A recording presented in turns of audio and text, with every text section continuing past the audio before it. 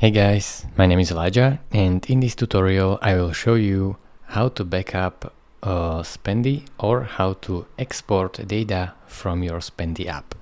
So first open up the Spendee app.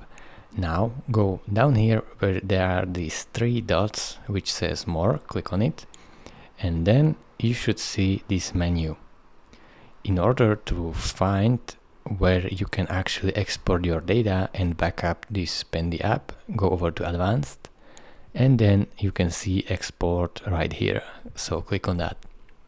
Now choose what you want to export. So if you want to export all the wallets or only do one or two, choose the period, so you can set last 30 days, last 90 days, or last year. You can also choose all history or custom period if you are paid member of the Spendee app.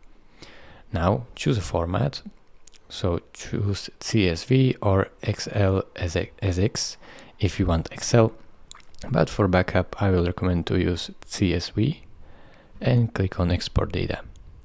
As you can see, your export is on its way. Within a few minutes the export should arrive to your email address, so press continue and wait a few minutes and it will be there.